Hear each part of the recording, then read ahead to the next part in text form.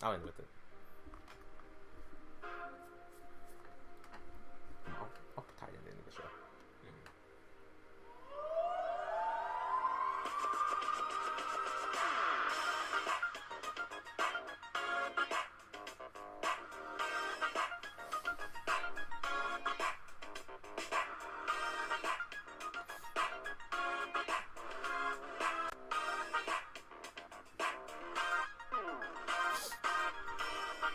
What's up, everybody? It's KBR Sports, the best sports talk show. Your 24-hour day back from the break. Remember, you all can follow and subscribe to the KBR Sports podcast by going on Rabble TV, Spreaker, YouTube, iTunes, and SoundCloud. Also, don't forget you can follow the KBR Sports Twitter page at KBR_Sports, where you tweet the live links and show topics prior to every single show. And don't forget, you can also call in at 571-991-0566 in order to get all to be able to jump in on any KBR Sports conversation that may be getting discussed at that point in time, and to pitch your own topics that you want to be heard on the KBR Sports podcast. All right, so one thing that we were talking about before we last segment before we hit the actual topic we were discussing. So about high-speed car chases. So that mean like you would see, would you essentially take like a motorcycle over like even any kind of high-speed sports car? Yes. Is it just because of the maneuverability? Yes. It's easier to get on a motorcycle than it is to. Like I'm gonna show you a video. It's hard to explain. I'm gonna show you a video though. Right, as soon as the show ends, I'm gonna show you a video and show you why it's better just to have a bike. Because I feel like in all my instances of playing Grand Theft Auto, but we wouldn't drive like that in a high speed chase though. Like you would in Grand Theft Auto. What do you mean? Because I can drive on the wrong side of the road on Grand Theft Auto versus drive on the right side. You can actually run into somebody. And you know the problem is with Grand Theft Auto, if I crash into something, I don't die instantly. If you're going fast enough. Barely. Barely. They made it more realistic. Barely. If you're going fast enough, you can fly through the window and you can still walk away from it though. You can do that in real life. Yeah, you're not gonna walk away and get back in the car though. You know how Grand Theft Auto be having like the delayed like my back. Oh. Yeah, it's like that doesn't happen in real life. They made it more realistic to the extent that if you fly, if I'm going 100 miles per hour and I fly off a motorcycle and I hit something, I'm more than likely dead in that game. No. In Grand Theft Auto 5? Nah, if you have armor on, you're fine. No, but the car crashes actually does it not take your armor? No, car crashes go around the armor. They made I guarantee you. They went around it. I guarantee you. I'm gonna show you later. You can crash into a car. You can crash into a light post and you won't die. At a high speed, at a very high speed. Okay, we'll test it out. I guarantee you. Because I remember specifically, I played Grand Theft Auto online. I've driven a motorcycle, and I feel like Grand Theft Auto is like the test of doing we're not talking about a motorcycle. We're talking about a car. On a motorcycle, you will absolutely die. Yeah, okay. I've died in the game doing that. A car, I did in Grand Theft Auto 4. You can die. I was going high speed. That's 4. Just 5. This is more realistic. I'm telling you, more realistic. Yeah, okay.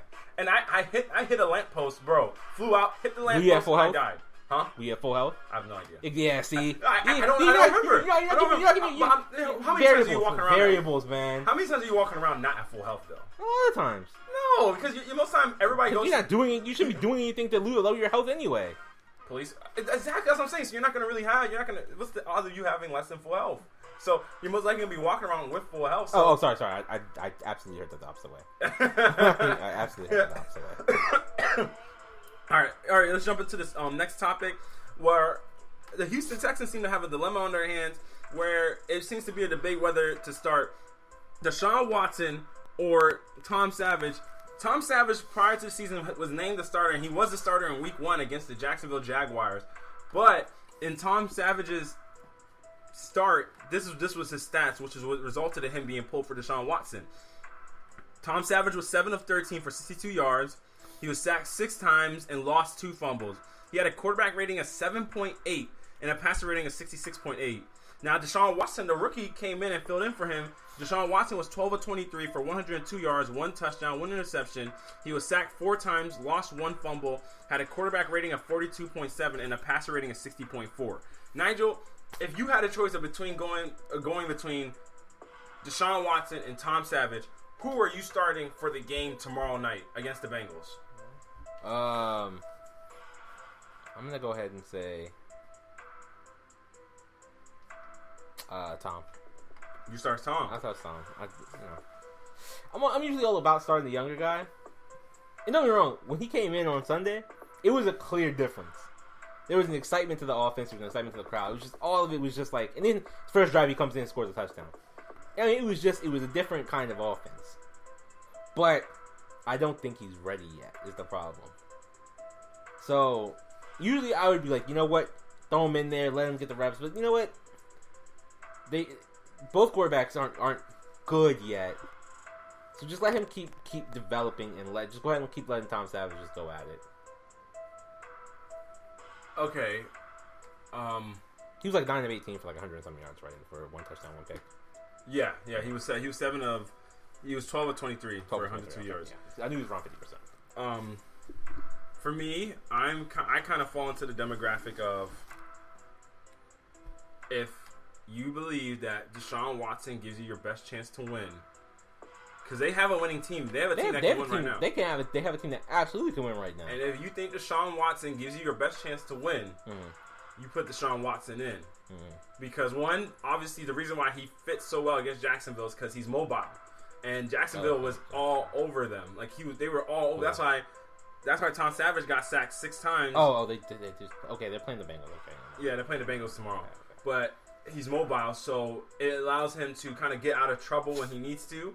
And it adds kind of a little twist to the offense. Now, the only problem is with starting Deshaun Watson that I see in clear view is the fact that Deshaun Watson is only essentially had 6 months to learn this offense.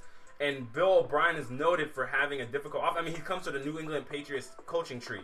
So he's bringing a lot of that offense along with him. So that's the main issue I see with starting Deshaun Watson. Your offense becomes a lot more condensed and a lot more simplified, and you don't have as many different checks and looks that you can switch to because of the fact that you're starting Deshaun. But with Tom, I mean, if Tom isn't that, it's starting Tom, who has been there for 2 years at this point, isn't that much of an upgrade over what Deshaun is. Why not start the rookie and just have him develop in the line of fire? Because he just like he looked. Oh, he like don't get me wrong. His first drive, he looked good. After that, he didn't look great, and that line is not great either. So it's like, to me, it's like, sure, you could throw him out there, but I mean, it's just one of those things where it's like, I mean, there's not the huge difference between the there probably is, honestly, but I mean, do I think Deshaun Watson is giving them like a unbelievable upgrade over Tom Savage? No, not really. I really don't believe he does. But I mean, to be fair to him, he did not get first string snaps. Prior to that, he's getting first string snap this year. I think this week will be more indicative of what we're going to see from Deshaun Watson. So you believe they'll start Deshaun? But they're going to start Deshaun. I absolutely believe they're going to. But if he played like he did on Sunday, I would absolutely just say, go back to Tom Savage and just let Deshaun develop on the bench. Ah, man. There's just no point in having him take the hits and all that behind that line. It's not, you don't want him taking the hits and stuff, but you gotta have him learn some way. I mean, you do. And you can't keep sacrificing.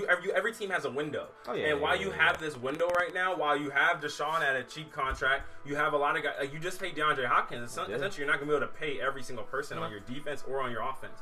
So you're gonna come to a point where your window essentially closes. Yeah. And Jacksonville's defense looks like a killer out there. If Jacksonville can just get a competent quarterback, you don't know what they could become. They play quarters.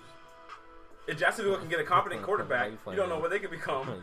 Indianapolis, if you have Andrew Luck as the starting quarterback, if Andrew Luck is healthy, then that can change a lot of things. But who? Andrew Luck.